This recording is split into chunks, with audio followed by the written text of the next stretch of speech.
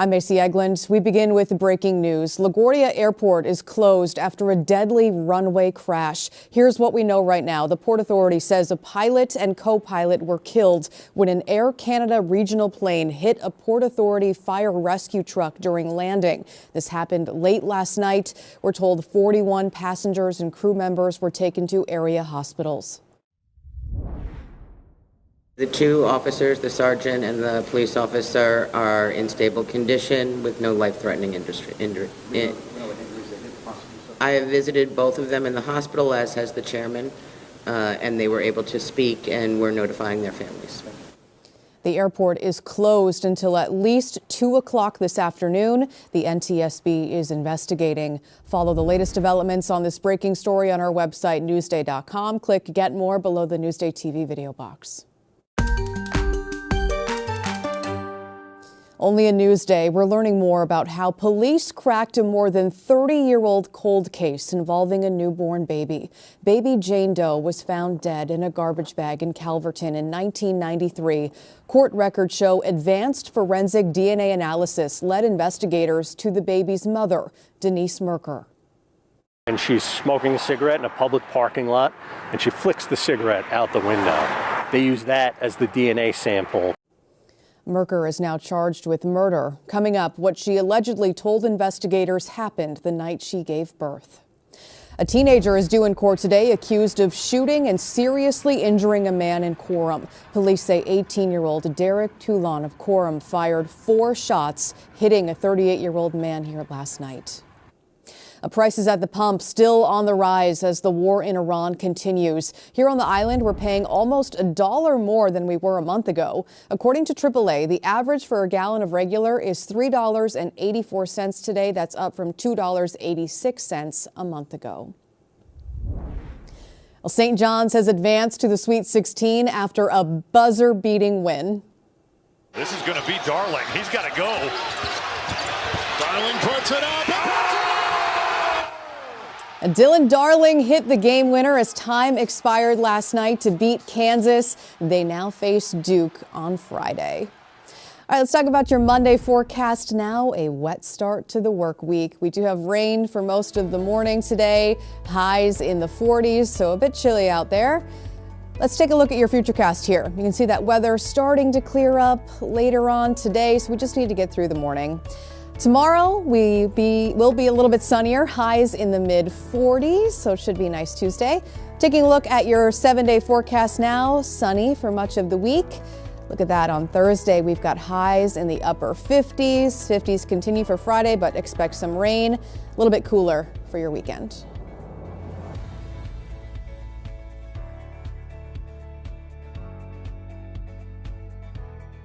Long Island weather is brought to you by PTRC.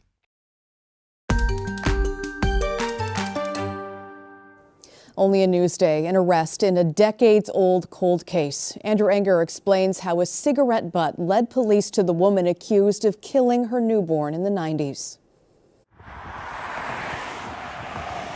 More than 32 years ago, along this stretch of Middle Country Road in Calverton, investigators say highway workers discovered the body of a newborn baby girl in a trash bag.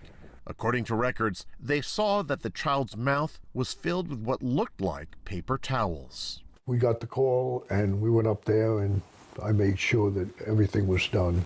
Former Riverhead Town Police Chief Joseph Gratton says his officers were some of the first ones on the scene in September of 1993. But he says even with the exhaustive investigation of Suffolk homicide detectives, the case went cold. There were probably no investigative leads to take us any place. But recently, investigators from the Suffolk DA's office Cold Case Task Force were able to use advanced DNA testing and cross-referencing with public DNA databases to crack the 3 decades old case. That DNA, they said, led them to now 55-year-old Denise Reichman Merker, charging her with the murder of her newborn daughter. Apparently it was a pregnancy that she kept secret. Newsday Courts reporter Grant Partpan says late last year, detectives identified the father with DNA, who admitted having an intimate relation with Merker decades ago, but had no idea there was a child. Parpen says detectives then followed Merker to obtain a DNA sample, which she previously refused to give, and then saw her smoking a cigarette in her car. And she's smoking a cigarette in a public parking lot, and she flicks the cigarette out the window. They use that as the DNA sample. In February, detectives confronted Merker again, who, according to court records, admitted to police she was the mother and had put the paper towels in the newborn girl's mouth after the birth. She cried a little bit, and I got scared. That's why I put the paper towel down the throat, because she was crying, adding, "I didn't know what to do. No one else was home at the time. It's my fault. I can't turn back time."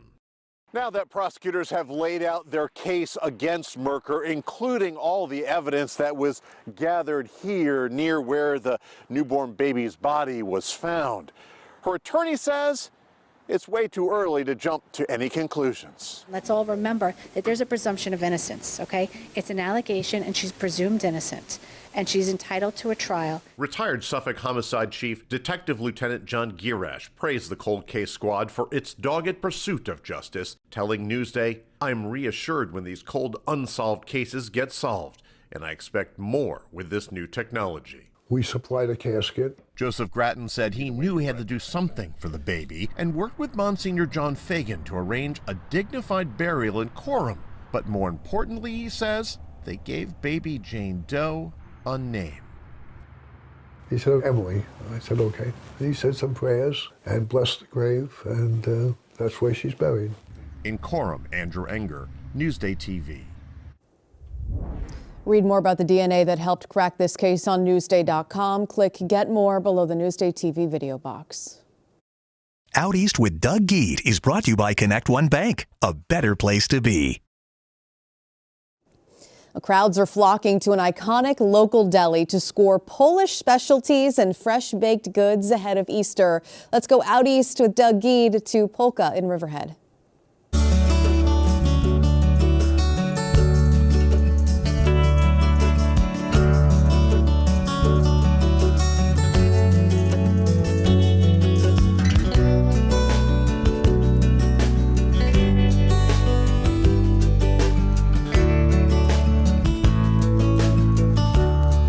In the distance is downtown Riverhead. I'm standing just on the outskirts on West Main Street. About 40 yards down from where I'm standing is the Polka Deli, a Polish deli. And every year around Easter, the line to get in there starts from where I'm standing all the way down to where those flags are. I'm Doug Geed, out east for Newsday TV. Wesołych świąt wielkanocnych od nas z Polka Deli, od całego zespołu. Wesołego Alleluja, smacznego jajka. For you non-Polish speaking people, Anna Tarnowska just wished you a happy Easter and welcomed you to the Polka Deli.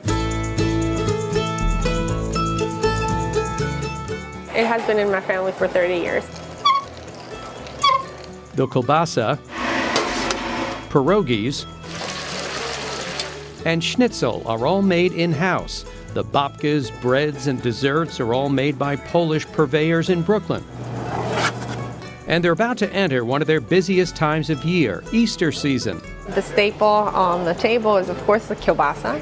Like many ethnicities, Poles have certain foods that are always found on the Easter dinner table. They include a soup called żurek. We call it a white borscht or sour rye soup. Other things on the table aren't to eat, but to look at. These are called pisanki. It's actually a work of art. And a long-standing tradition takes place the day before Easter, when you bring your food basket to church to get blessed. The aromas of kielbasa in that church. Wow, that's amazing. Yes, yes. The aromas inside here are pretty enticing as well, and they serve as a reminder of a lifestyle that's been part of this community's fabric for more than 100 years. We want to continue the heritage, and we want to teach our kids where we came from and the traditions and the roots, and so they would keep them going strong. In Riverhead for Newsday TV, I'm Doug Geed. To plan your visit to Polka and to see more Out East with Doug Geed segments, go to Newsday.com. Click Get More below the Newsday TV video box.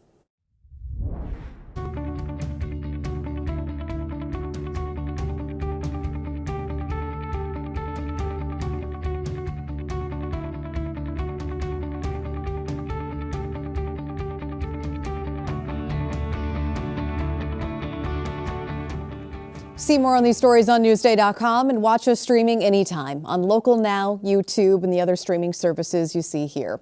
I'm Macy Eglund. We've got more local news coming up.